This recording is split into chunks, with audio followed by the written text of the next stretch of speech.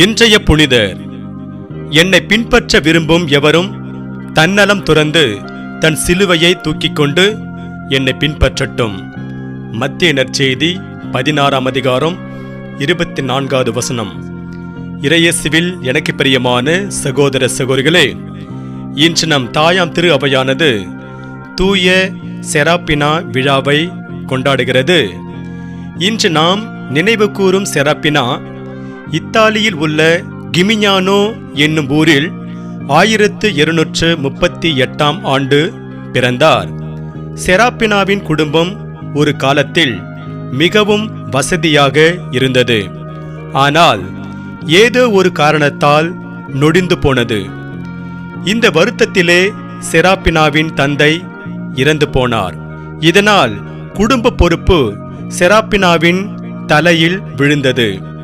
செராப்பினாவுக்கு அப்போது வயது 9.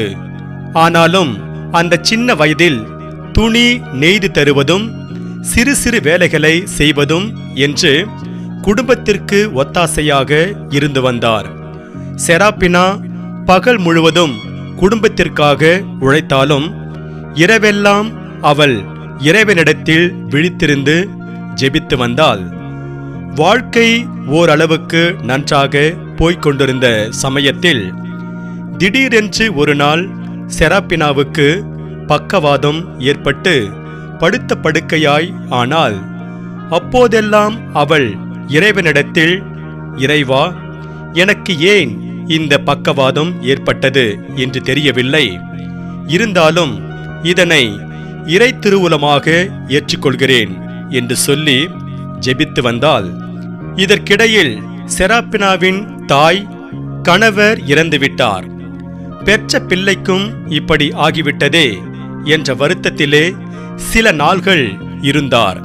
ஆனாலும் வருத்தப்பட்டு என்ன ஆகப் போகிறது என்று மனதை தேர்ச்சியவராய் குடும்பத்திற்காக தன்னால் முடிந்த மட்டும் உழைத்தார். தன் மகள் செராப்பினாவை நல்ல விதமாய் பராமரித்து வந்தார். இப்படி வாழ்க்கை போய்கொண்டிருந்த சமயத்தில் செராப்பினாவின் தாயாரும் இறந்து போனார். அப்போது செராப்பினா அடைந்த துன்பத்திற்கு அளவே இல்லை. ஆனாலும் அவள் இறைவனை பழிக்காமல் எல்லாவற்றையும் இறைவனிடத்தில் ஒப்புக்கொடுத்து மன்றாடி வந்தார். செராப்பினாவின் தாயார் அவரை விட்டு பிரிந்த சமயத்தில் அவருக்கு உதவிக்கு யாருமே வரவில்லை. அவள்தான் அவளுடைய பிழைப்புக்காக எல்லா வழிகளையும் பார்த்து கொண்டாள். இப்படி நாட்கள் நகர்ந்து கொண்டிருக்க ஒரு நாள் அவள் திருத்தந்தை தூய கிரகோரியாரை பற்றி கேள்விப்பட்டாள். அவர் தன்னுடைய வாழ்வில் ஏராளமான துன்பங்களை சந்தித்தார் என்று கேள்விப்பட்ட செராப்பினா அவரிடத்தில் உருக்கமாக மன்றாடி வந்தார். ஒரு நாள் அவள் கிரகோரியாரிடம் மன்றாடி கொண்டிருக்கும் போது கிரகோரியார் அவளுக்கு காட்சி கொடுத்தார். அந்த காட்சியில் அவர் செராப்பினாவிடம், செராப்பினா, மண்ணகத்தில் நீ அடைந்து வரும் துன்பங்களுக்கு முடிவு வரும். மார்ச் 12ஆம் நாள் நீ இறைவனிடத்தில் எடுத்துக்கொள்ளப்படுவாய். அதுவரைக்கும் பொறுத்திரு என்று சொல்லிவிட்டு அவர் மறைந்து போனார். அந்த நாள் வரைக்கும் செராப்பினா இறைவனிடத்தில் தொடர்ந்து ஜெபித்துக் கொண்டே வந்தாள். குறிப்பிட்ட நாளும், அதாவது 1253ஆம் ஆண்டு மார்ச் மாதம் 12ஆம் நாள் வந்தது. கிரகோரியார் சொன்னது போல செராப்பினா இறைவனிடத்தில் எடுத்துக்கொள்ளப்பட்டாள். இறையேசுவில் பிரியமான சகோதர சகோதரிகளே, தூய செராப்பினாவின் நினைவு நாளை கொண்டாடும் இன்று அவரிடத்திலிருந்து என்ன பாடத்தை கற்றுக்கொள்ளலாம் என சிந்தித்து பார்த்து நிறைவு செய்வோம். தூய செராப்பினாவின் வாழ்க்கை வரலாற்றை படித்து பார்க்கின்ற போது அவர் தனக்கு வந்த துன்பங்களை எல்லாம் எவ்வளவு பொறுமையோடு தாங்கிக் கொண்டார் என்பது புரியும். அவர் துன்பங்களை பொறுமையோடு தாங்கிக் கொண்டு எல்லாவற்றையும் ஆண்டவரிடத்தில் ஒப்பு கொடுத்து மன்றாடியதால்தான் என்னவோ இறைவன் அவரை புனிதையாக உயர்த்தியிருக்கின்றார். நம்முடைய வாழ்வில் நாம் சந்திக்கின்ற துன்பங்களை எத்தகைய மனநிலையோடு ஏற்றுக்கொள்கிறோம் என சிந்தித்து பார்க்க வேண்டும்.